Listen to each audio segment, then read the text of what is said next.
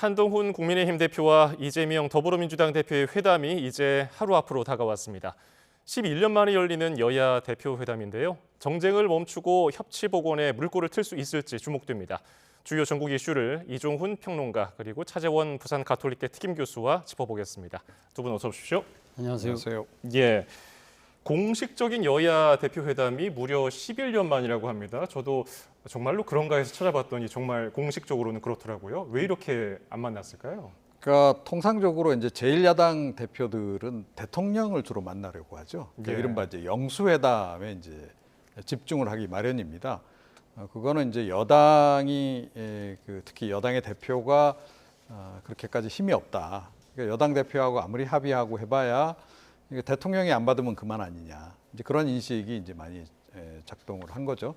그러니까 우리나라가 좀 뭐 역시 제왕적 대통령제라고 하는 거를 보여주는 한 단면이 아닌가 이렇게 생각이 들고요. 그러니까 뭐 어찌됐건 공식적인 대표 회담은 이제 11년 전, 그러니까 2013년 11월 11일 날, 그 당시 이제 황우여 새누리당 대표하고 김한길 민주당 대표가 이제 만났던 거고요. 그 당시에도 이 특검이 또 논란이었습니다. 예. 그다음에 국정원 이제 그 선거 개입 관련한 그래서 이제 그 특검하고 그리고 이제 국정원 개혁 관련한 특위 설치. 그래서 그 당시에 이제 그 양특이 이제 논란이 됐던 바가 있었던 그런 그 회담이었습니다. 예.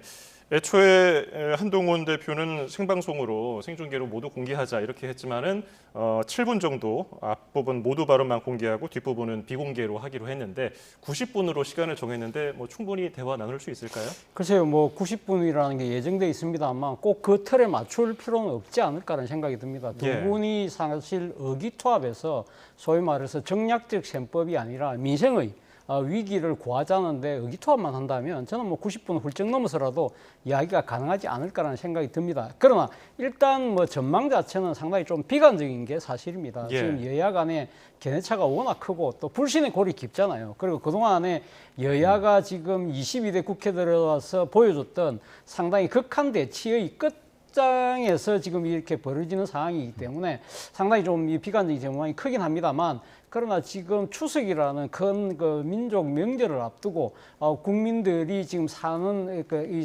민생이 너무 힘들다. 그 여기다가 소위 말하는 의료 대란에 의한 국민의 생명과 안전에 대한 위기가 증폭되고 있기 때문에 아마 두 분의 여야 대표가 상당히 머리를 맞대고 이 지금 그러니까 민생의 위기를 구한다는 데만 의견을 같이 한다면 저는 뭐 어느 정도의 성과도 거둘 수 있지 않을까 조심스럽게 전망해 봅니다. 예, 그래서 여야 대표가 어떤 주제로 이야기를 나눌 것인가도 관심이었는데 어떤 것들로 합의를 이뤘습니까? 뭐 일단은 이제 그 6대 의제를 이제 정했더라고요. 뭐 그동안에도 이제 계속 이제 얘기가 나오긴 했습니다만 근데 이제 국민의힘 쪽에서 좀 제기하는 것은 조금 포괄적인 거더라고요. 그래서 예. 뭐 정치 개혁 관련한 내용, 그다음에 이제 금투세 관련한 내용, 그리고 이제 뭐 정당, 지구당 부활 문제 이거는 이제 민주당 쪽에서 이제 제기를 한 이제 그런 내용이 좀 있고요.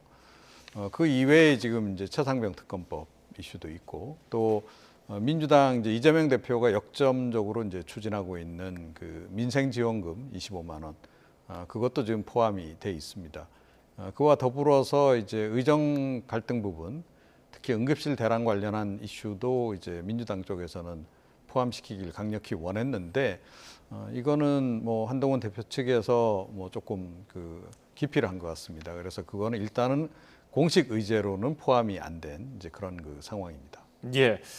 공동 입장문을 낼 수 있을까? 양측이 어느 정도 의제 좀 입장 조율을 했을까? 그것도 궁금한데 어떻게 예상하세요? 글쎄요, 공동 입장문을 만들어내느냐 못 만들어내느냐가 앞으로 향후 여야 회담의 지속 가능성을 아마 가늠하는 하나의 시금석이 되지 않을까 하는 생각이 드는데요. 예. 어떤 식으로든 여야 합의 공동문을 만든다고 한다면 이번에 그 회담이 1차로 끝나는 것이 아니라 2차, 3차로 이어질 가능성이 높다. 그러나 반면에 여야 공동 합의문을 만들지 못하고 서로 입장만 이야기한 채 헤어지는 상황이라고 한다면 아마 민주당 입장에서는 이제는 여야 대표 회담은 필요 없다. 바로 여야 영수회담으로 가겠다는 식으로 아마 이 전략을 바꿀 가능성이 높기 때문에 아마 그렇다고 한다면 한동훈 대표 입장에서 좀 더 초조하고 절박하지 않을까라는 생각이 듭니다. 그런데 지금 관련해서 상당히 지금 문제되는 부분들이 여러 개 있잖아요. 그중에서도 특히 지금 민주당이 강력하게 이야기하고 있는 전국민 25만 원 지원금과 그리고 최상병 특검법 이런 부분들인데 이 부분에 대해서는 사실 한동훈 대표의 재량권 자체가 발휘할 수 있는 정치적인 여유와 공간이 별로 없다는 겁니다. 사실 지금 전국민 25만 원 이 부분은 뭐 민주당이 단독으로 지금 입법을 추진하긴 하십니다만 사실 대통령 입장에서는 이 예산권 편성은 정부에게 있다는 식으로 해서 지금 거부권을 행사하는 그러한 상황이기 때문에 이러한 상황에서 사실은 지금 한동훈 대표가 덜컥 합의할 수는 없는 상황이고요. 만약에 지금 민주당의 이재명 대표가 전 국민 25만 원이 아니라 취약계층부터 좀 더 두텁게 지원하는 식으로 이렇게 이 자세를 전환한다면 모르겠습니다만 그렇지 않고서는 25만 원 부분에 있어서는 타협 가능성이 힘들 거라는 생각이 들고 그리고 지금 민주당에서 요구하고 있는 최상병 특검법과 관련해서는 민주당 쪽에서는 제3자도 받겠다는 이야기지만 한동훈 대표 입장에서는 사실 이 세 번째 발의된 이 최상병 특검법에 소위 말해서 이 국민의힘 입장에서 더 강하고 독해진 조항이 있다. 예를 들면 이 지금 김건희 여사와 관련된 이야기들에 대해서 조사를 하겠다는 거지 않습니까? 예. 이런 부분들에 대해서는 그러면 그대로 두고 제3자 특검만 이야기할 경우에는 한동훈 대표도 응하기 힘들 것이다. 이런 측면들을 본다고 한다면 상당히 많은 이 지금 지뢰가 묻혀 있다는 생각이 듭니다. 예. 지금 지적하신 대로 최상병 특검법 그리고 25만 원 지원법 이게 제일 까다롭지 않을까 예측이 되는데 대통령실하고 추경호 원내대표 등 친윤계에서는 공수처 수사가 미흡하면 그때 제3자 추천법을 검토한다는 거고 25만 원은 이 대통령실에서 한 차례 거부권을 행사했고 한동훈 대표가 이 회담에서 할 수 있는 재량이 어느 정도로 보세요? 그러니까 사실은 이번 대표 회담의 성과는 결국은 한동훈 대표에게 많이 달려 있습니다. 그러니까 한동훈 대표가 이제 결단을 과연 내릴 수 있느냐 마느냐 하는 것, 또 그 결단을 내리는 과정에서 이제 대통령실 윤석열 대통령을 얼마나 설득할 수 있느냐, 해낼 수 있느냐로 봐야 되겠죠. 그게 이제 오히려 관건이다. 그러니까 이재명 대표 같은 경우에는 뭐 이번 전당대회를 통해서 당내에 그 확실한 그 지지를 다시 확인한 상태 아니겠습니까? 그래서 뭐 전당대회 과정에서도 사실 금투세 관련이라든가 종부세 관련한 부분 좀 개선 필요성 언급해서 당내에서 논란이 있었지만 그래도 그 발언을 이제 할 정도는 된다는 거예요. 그 얘기는 뭐냐면 자기 결정권이 상당히 있다라는 겁니다. 예. 그래서 설령 당원 일부가 반대를 하더라도 지금 이재명 대표가 이걸 우리가 외연 확대 차원에서 해야 된다라고 이야기하면 설득될 수 있는 환경이라는 거예요. 근데 한동훈 대표는 아직 그렇지 못한 환경이 아닌가 이런 생각이 듭니다. 그러니까 당 내라고 하면 주로 이제 당내에 있는 친윤계 의원들을 얘기할 수밖에 없는데 친윤계 의원들이 다수인 상황에서 한동훈 대표를 따르는 그 국회의원 숫자도 별로 많지도 않고 일반 당원들 중에서는 그래도 이제 뭐 한동훈 지지자들이 많기 때문에 이번에 이제 대표에 당선될 수 있긴 했습니다만 이게 아직까지 좀 약간 그 괴리된 상황이라는 거죠. 그래서 그 상태에서 의원들의 이제 반대를 무릅쓰고 한동훈 대표가 자기 주도권을 과연 행사할 수 있겠는가 하는 것. 거기에 더해서 대통령하고 관계에서도 최근에 뭐 일련의 이제 사건들이 좀 있었습니다만 번번이 대통령실을 설득을 못 해내는 이런 모습을 좀 보여왔다라는 거예요. 이제 그런 상태에서 과연 이번에 본인이 이제 들어가서 대표회담에서 이재명 대표하고 몇몇 가지를 합의를 했다라고 했을 경우에 특히 대통령이 반대할 수밖에 없는 그런 사안에 대해서 합의를 했다. 예컨대 이제 최상병 특검법 관련해서 이제 제3자 추천안으로 해서 이제 법안을 제출하겠다라고 이제 이재명 대표하고 약속을 한다거나 그런 결정을 했을 때 과연 그런 결정을 내려서 그 합의를 할 수 있으며 또 합의를 했다 하더라도 그걸 과연 관철해낼 수 있겠는가 하는 부분에 대한 의문이 계속 남아 있습니다. 그래서 사실은 아마 이재명 대표도 이번 그 대표회담에 큰 기대는 안 걸고 있을 가능성이 높지 않나 이렇게 생각합니다. 예. 의료 대란은 의제에 올리지 않기로 했어요. 역시 당정 갈등 의식했다는 분석이 많던데 어떻게 평가하십니까? 뭐 지금 국민의힘의 공식적인 이야기는 이게 예산이나 법안과 관련된 문제가 아니라는 것이긴 합니다만 그것은 일종의 정치적인 핑계라고 저는 생각을 하고요. 사실 국민의 지금 생명과 안전을 생각했을 때 가장 중요한 문제잖아요. 그렇다고 한다면 아무래도 지금 이 당정 간의 갈등, 아마 이런 부분들이 아마 상당히 이 고려가 돼서 공식 의제는 올리지 않는다는 이야기를 하는 것 같습니다만 그러나 지금 여야 대표가 만난 상황에서 지금 지금 국민들 입장에 발등이 불이 어려되나 있는데 이 이야기를 안 할 수는 없겠죠. 그렇기 때문에 아마 민주당 쪽에서 이야기를 하면 한동훈 대표도 적극적으로 이 부분을 이야기를 하지 않을까 하는 생각이 드는데 제가 앞서 지금 25만 원 지원이라든지 최상위 특권 같은 경우는 한동훈 대표가 재량권이 상당히 없을 거라고 보지만 그러나 의료대란 문제에 있어서는 상당히 한동훈 대표의 의지가 아주 강한 것 같아요. 예. 오늘 또 지금 국민의힘 그 대변인 논평이 이 지금 그러니까 이 의료대란과 관련해서 한동훈 대표 입장을 강하게 지지하는 그런 논평이 지금 계속적으로 나오고 있거든요. 그렇다고 한다면 당정 간의 갈등이 있다 하더라도 이 문제는 결코 양보하지 않겠다는 뜻을 분명히 밝히고 있고 여기다가 지금 사실은 한동훈 대표가 중재안이라고 내놓은 것이 2026학년도 의대 정원을 유예까지 해서 논의를 하고 난 뒤에 결정하자는 이야기잖아요. 이 예. 부분에 대해서 사실 이재명 대표가 적극적으로 지금 호응을 하고 나왔기 때문에 이 부분은 아마 여야 대표가 합의할 가능성이 높다. 그렇다고 한다면 문제는 그 이 합의 이후에 과연 이 한동훈 대표가 이를 어떻게 관철시키느냐가 가장 정치적인 이 큰 시험대가 되지 않을까 생각이 듭니다. 예. 같은 맥락으로 국민의힘 연찬회가 있었는데 윤 대통령이 항상 참석하다가 이번에 안 왔어요. 당정 갈등 대통령은 없다고 했는데 이거를 그대로 믿는 사람은 없는 것 같은데 어떻게 보십니까? 네, 그렇죠. 그러니까 뭐 연찬회 때 그동안 안 참가하셨으면 뭐 그러려니 하는데 예. 그동안 꼬박꼬박 참여를 하셨단 말이에요. 그거는 이제 어찌됐건 이제 그 당에 대한 애정 표현이기도 하고 또 다른 측면에서는 이 당의 주인은 나다. 뭐 이런 걸 이제 정치적으로 좀 보여주는 그런 효과도 좀 있는 이제 그런 건데 그런데 대통령이 이제 불참을 이제 한 겁니다. 그것도 한동훈 대표하고 그 만찬 회동까지 예정했다 그걸 갑자기 연기한 뒤에 이제 이런 결정이 나오니까 이거 뭔가 좀 있는 거 아닌가 그런 얘기가 좀 이제 나올 수밖에 없는 이제 그런 상황이고요. 예. 최근에 뭐 의정 갈등 관련해 가지고 좀 이제 다른 목소리를 좀 한동훈 대표가 많이 내면서 불편한 심경을 결국 이런 방식으로 지금 표시한 거 아니겠는가. 이런 관측이 지금 정치권에선 지배적인 그런 그 상황입니다. 예. 이런 상황에서 한동훈 대표는 또 한술 더 떠서 정부가 의료개혁 브리핑을 관계자가 나와가지고 하는데 자리를 비웠단 말이죠. 예. 이게 우연이냐, 의도적이냐 이걸 가지고서 해석이 분분하더라고요. 제가 보기에는 장군 멍군인 것 같은데요. 그러니까 지금 아까 말씀하신 것처럼 지금 윤 대통령이 그동안 국민의힘 이 연찬회 같은 경우는 항상 놓으셨잖아요. 예. 그리고 본인 스스로가 사실 지난번 총선 참패하고 난 뒤에도 이 지금 열렸던 국민의힘 연찬회 와서 기억하시겠지만 엇뻑하다는 그러한 장면들을 연출할 정도로 예. 상당히 어떻게 보면 여당의 연찬회를 자신의 정치적 동력원으로 삼는 그런 생각인데 이번에 안 나타났다는 거죠. 그렇다고 한다면 한동훈 대표 입장에서 왜 안 왔을까? 결국 바뀐 거는 이 대통령이 좋아하는 여당 대표가 아니다는 그거 한 가지라고 생각한다고 한다면 본인 입장에 약간 뿔이 날 수 있겠죠. 그렇기 때문에 일종의 뭐랄까 대통령의 특사라고 할 수 있는 장관들의 설명한 자리는 빠졌다? 누가 봐도 장군 멍군인가 아닐까 하는 생각이 듭니다만 물론 지금 한동훈 대표는 이런 이야기를 했어요. 이미 다 들은 이야기다 이야기를 했는데 사실 그날 지금 그 장관들이 설명을 했을 때 많은 여당 의원들이 질문했다고 그러잖아요. 그럼 그분들은 가면 이 이야기를 안 들었던 거예요?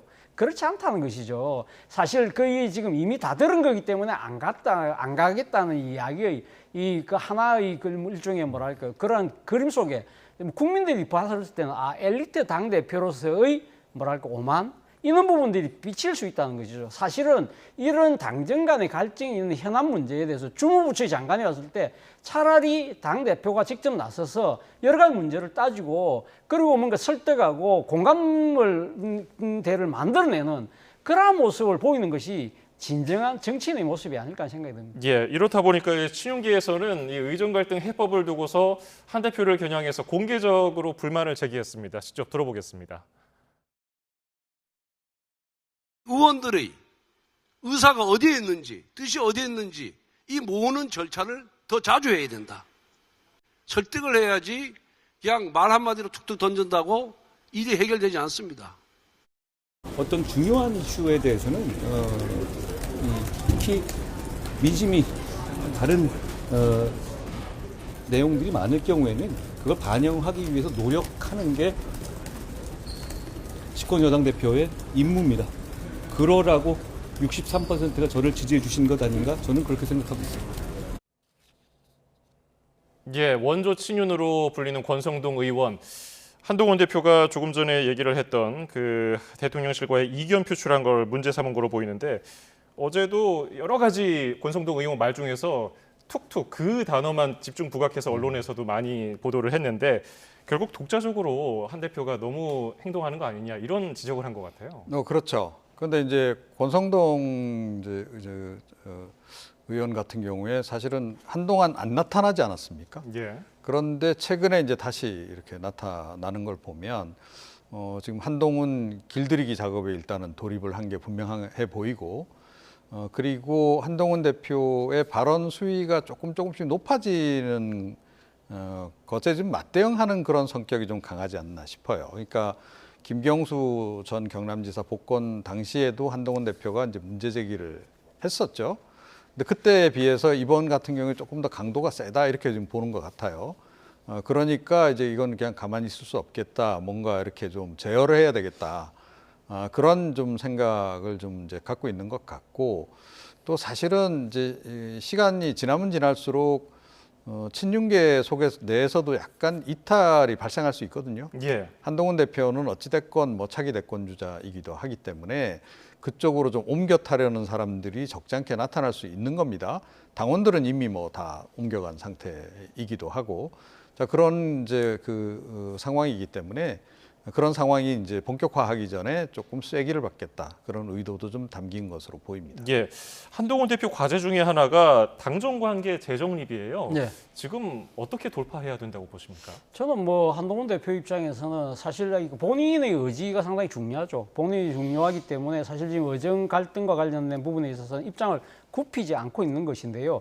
사실은 그러한 모습들은 그동안에 그러니까 지금 국민의힘이 용산의 출장소라는 그러한 이미지를 탈피하는 데는 나름대로 상당히 기여를 하고 있다는 생각이 들어요. 예. 그런데 문제는 사실은 이 지금 당정 간 갈등, 특히 대통령과의 갈등이 지나치게 부각되는 문제는 상당히 본인 입장에서는 정치적 리스크를 크게 만드는 거잖아요. 무엇보다도 이 과정 속에서 소위 말하는 당론을 집약하는 노력이 부족했다. 그러니까 나는 63%의 당심과 민심의 지지를 얻은 상당히 그러니까 정통성과 정당성을 갖고 있는 당대표이기 때문에 내가 이야기하는 부분들은 옳다는 식으로 비칠 수가 있다는 거죠. 사실은 이번 지금 이 의료 대란과 관련된 나름의 중재안 자체에 대해서 이 당의 투톱이라고 할 수 있는 원내대표도 논의한 바가 없다. 그러니까 정책위원장도 아는 바가 없다. 이런 식으로 만약에 진행될 경우에는 사실은 그렇잖아요. 공당의 대표가 사실 이 당론을 만들어가는 과정이 없이 내가 지르고 난 뒤에 무조건 따라오라는 식의 이야기는 사실 어떻게 보면 상당히 위험할 수 있는 것이거든요. 그렇다고 예. 한다면 본인 입장에서는 그러니까 그동안의 그러니까 이미지 차별화도 중요하지만 사실은 그러니까 이 민심 특히 더 나아가서는 당심을 이래 모아가는 그러한 일종의 절차적인 민주주의 이 과정의 민주주의도 저는 상당히 신경 써야 되는 부분이 있어야만 거기서 정치적 힘이 나온다는 겁니다. 예. 앞서 말씀하셨지만은 친윤계에서도 쓴소리가 나왔다고 하고요. 의료개혁 브리핑에 대해서 또 안철수 의원은 의사 출신이니까 또 관련해서 정부의 플랜 B가 없다. 지금 잘 안 될 때 다른 계획을 세웠어야 되는데 준비해야 되는 거 아니냐. 윤석열 대통령은 쉬운 길 가지 않겠다. 소명을 완수하겠다고 했는데 윤석열 대통령이 이게 용기냐 아집이냐 뭐 여러 가지 평가가 엇갈리고 있습니다. 어떤 거라고 보십니까? 용기라고 국민들이 보고 있다면 지금 국정수행 지지율이 이렇게 낮지 않겠죠. 그러니까 그동안에 뭐 윤석열 대통령 통치 스타일 우리가 이제 경험해서 익히 알고 있지만 윤 대통령은 뭐 좋게 이야기하면 불굴의 의지를 가진 사나이 아니겠습니까? 절대로 뭐 양보나 후퇴는 없습니다. 본인이 일단 결정 내리면 그거를 향해서 그냥 맹진하는 이제 그런 스타일이기 때문에 그게 쉽게 바뀔 것 같지 않고 그래서 국민들이 지금 민심이 또 많이 떠난 이제 그런 상황이기도 하죠. 그런데 보면 한동훈 대표도 사실은 좀 또 다른 측면의 불통이 존재하는 것 같아요. 국민의힘 뭐 관계자 얘기를 좀 들어봐도 그렇고 지금 이제 한동훈 대표는 윤석열 대통령하고 약간 결이 다르긴 한데 기본적으로 그 자신이 굉장히 그러니까 판단이 올바르다라는 그런 확신을 가지고 있어요. 그래서 이게 아마 이제 그 엘리트 의식하고도 좀 연결이 되는 것 같은데 본인이 혼자 중요한 것들을 결정하는 거를 즐긴다는 거죠.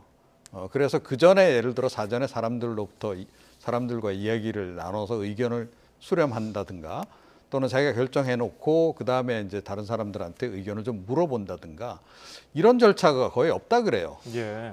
그래서 본인이 그냥 이렇게 툭 던지는 식으로 내가 말하면 정답이야. 뭐 이제 이런 그 확신을 가지고 있는 것 같은데 그건 또 다른 불통일 수 있는 거죠. 그래서 사실은 그런 부분에서 묘하게 또 이 대통령과 한동훈 대표가 또 겹치는 오버랩되는 그런 부분도 없잖아 있는데 이게 두 사람 간의 향후의 그 관계 재정립 부분에서도 조금 문제가 될 수 있다. 이런 식으로 가는 것은 그렇게 좀 생각을 하고 또 한동훈 대표가 자기 정치를 해나가는 과정에서도 이거는 좀 개선하지 않으면 조금 좀 어려움이 좀 많지 않을까 이렇게 생각을 합니다. 예, 또 취재를 통한 개인적인 의견도 말씀해 주셨고요. 얘기 나온 김에 여론조사를 좀 볼까요? 지지율. 어제 갤럽 조사가 나왔거든요. 윤석열 대통령 지지율이 4%포인트 하락해서 23%를 기록했습니다. 부정평가 이유를 보면은 의대 정원이 8%로 2위를 기록하고 있습니다. 이거 추석을 앞두고 있는데 많은 분들이 걱정하시는 게 여기로 드러난 것 같아요. 지지율 반등 계기는 어디서 잡아야겠습니까? 글쎄요. 결국은 지지율 반등 계기는 그러니까 대통령이 스스로가 본인의 지지율이 왜 이렇게 급락했는가에 대한 냉철한 현실적 인식을 할 필요가 있지 않나 생각이 들어요. 예. 지난번 국정 브리핑 뭐 그저께였나요? 지난 목요일 날 있었습니다만 이 사실 그 국정 브리핑을 본 다수의 사람들의 생각이 대통령의 인식이 제대로 지금 하고 있는 것인가 많은 사람들이 고개를 갸웃거렸거든요. 지금 사실 경기가 상당히 많이 호전됐다고 하지만 바로 그 다음 날 경기가 악화됐다는 여러 가지 경제 지표들이 바로 나왔잖아요. 그리고 지금 이 의료대란과 관련해서 응급실 한 가봐라 아무 문제 없다고 했지만 바로 그 다음 날 여러 언론에서 현장에서 일하고 있는 응급 의료진들의 그 비명에 가까운 절규들이 이어졌잖아요.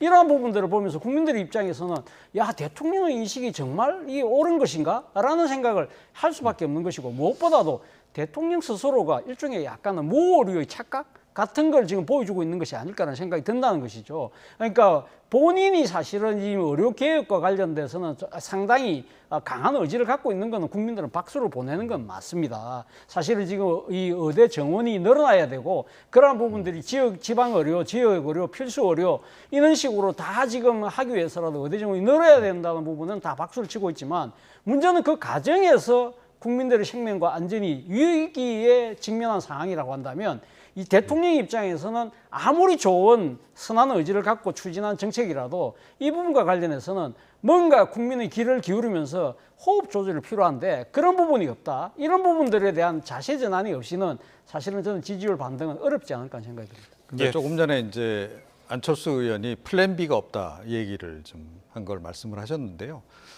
지금 윤석열 정부의 문제는 플랜 A에 컨틴전시 플랜이 없어요. 그러니까 어떤 플랜이든 세우고 실행을 할 때 예상하지 못했던 이제 문제들이 발생할 수 있는 거잖아요.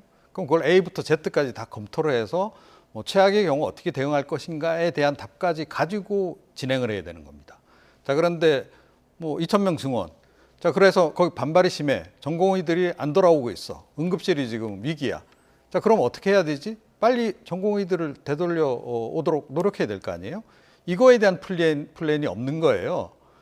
그러니까 이거는 또 이제 윤 대통령의 통치 스타일하고 또 연결이 되기도 합니다. 요즘 대통령실 분위기도 그렇고 정부 각 부처 분위기도 그렇고 대통령이 약간 경로하실 만한 사안은 아예 올리지를 않으니까 이런 얘기 아예 못 꺼내는 것 같은데 제가 보기에 이번에 가장 결정적으로 지금 정부가 오판을 한 부분이 뭐냐면 전공의들이 조금 압박 가하고 그러면 되돌아올 거야. 시간 지나면 좀 되돌아올 거야. 이 판단을 내린 거예요. 자, 그런데 여러분들 다 아시잖아요. 의대 다닐 정도, 또 전공의가 될 정도, 대체로 이 집안도 괜찮고요. 또 이 의사 개업하겠다고 하면 후원자 얻기도 그렇게 어렵지 않습니다. 그러니까 그들이 굳이 안 돌아오더라도 다른 대안을 선택할 수 있는 그런 여지가 상당히 있는 그런 상황이라는 것. 그리고 최근엔 뭐 해외로 나간다는 얘기까지 나오지 않습니까? 이제 그런 부분을 계산을 못한 거죠. 그러면 지금이라도 계산을 빨리 해서 그에 대한 대응을 해야 되는데 그건 거의 손 놓고 있는 상황. 이게 지금 문제인 거죠. 알겠습니다. 자, 이 이야기는 여기서 좀 줄이고요. 주제 바꿔보겠습니다. 문재인 전 대통령 옛 사위의 타이 이스타제 채용 특혜 의혹을 수사 중인 검찰이 어제 문 전 대통령 딸 문다혜 씨의 자택을 전격 압수수색했습니다. 어떤 것들을 확인했습니까? 그러니까 뭐 이제 그 이상직 전 의원이죠. 이스타항공 이제 창업주입니다. 이분이 이제 그 2018년에 중소벤처기업진흥공단 이사장으로 가요. 그러고 나서 이제 7월 달에 이제 그 본인이 세운 타이 이스타젯에 이제 그 이제 취업을 시키는 겁니다. 전무로. 그러면서 이제 월급도 800만 원씩 주고 또 뭐 이제 급여, 이제 생활비 뭐 이런 것, 주거 뭐 지원이라든가 이런 것도 지금 한 것으로 지금 이제 보이고, 그 이후에 이제 아시다시피 이상직 이제 전 의원은 이제 공천받아서 국회의원까지 되거든요. 예. 이게 서로 대가성으로 주고받은 거다. 특히 이제 이제 중소벤처 이제 진흥공단에 이제 이사장으로 간 이후에 이 타이 쪽에 이제 채용이 되고 지원을 해주는 과정에서 상당한 금품이 오갔을 가능성이 있다 이렇게 보는 겁니다. 그게 이제 그 문재인 전 대통령 부부 계좌를 통해서 갔을 수도 있고 또는 이제 이 다혜 씨 계좌를 통해서도 이제 들어갔을 수 있다라고 보고 그 부분을 지금 집중적으로 캐고 있는 것으로 그렇게 지금 전해지고 있습니다. 예, 조국혁신당 조국 대표가 참고인 신분으로 오늘 검찰 조사를 받았거든요. 그 이야기를 듣고서 돌아오겠습니다.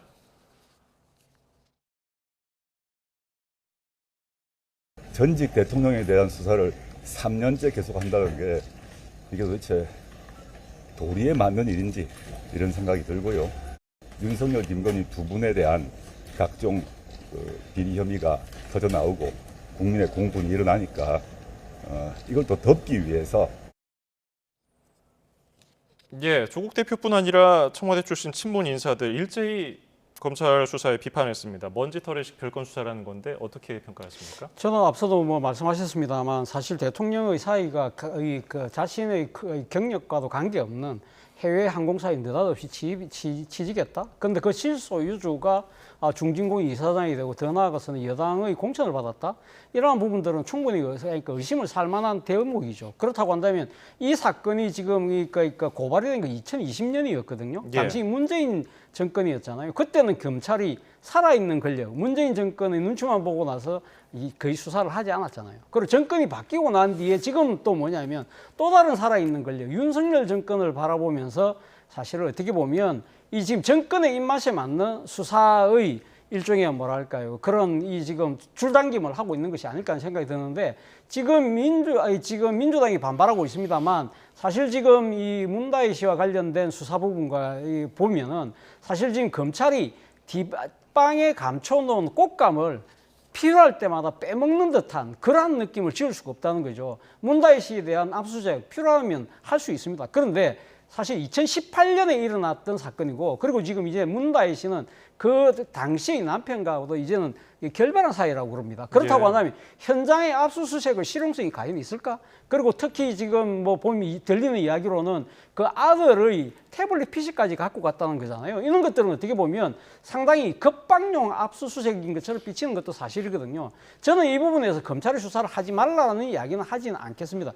다음 필요한 것은 이러한 부분들에 대해서 좀 더 신속하고 정정당당하게 이 결론을 내리는 모습들이 필요했던 것이 아닐까 하는 생각이 듭니다. 예, 국민의힘은 정당한 수사라면서 오히려 검찰이 수사가 좀 더 빨리 했어야 되는 거 아니냐 이렇게 얘기했어요. 그렇죠. 2018년에 이미 이제 그때 그 당시에 논란이 많이 됐었고 고발이 이루어진 것도 2021년이고 그럼 그 당시 한 1, 2년 안에 수사가 다 진행이 됐어야죠. 그런데 문재인 정권 당시 아시다시피 뭐 권력형 비리 수사 거의 진전이 안 됐기 때문에 그것도 이제 그런 그 영향을 받았던 것 같고 그 이후에라도 윤석열 정부 들어서 이거를 빨리 좀 했어야 되는데 계속 묻혀 있었다 그래요. 실제로 서류 뭐 파일도 거의 캐비넷에 들어가 있는 그런 그 상황이었다 그러고 그러다가 지금 서울중앙지검장이 된 이창수 지검장이 전주지검장으로 가서 막 그때부터 이제 수사를 다시 또 본격화 이제 한 모양인데 그러다 보니까 이거 친윤계 검사가 이거는 타깃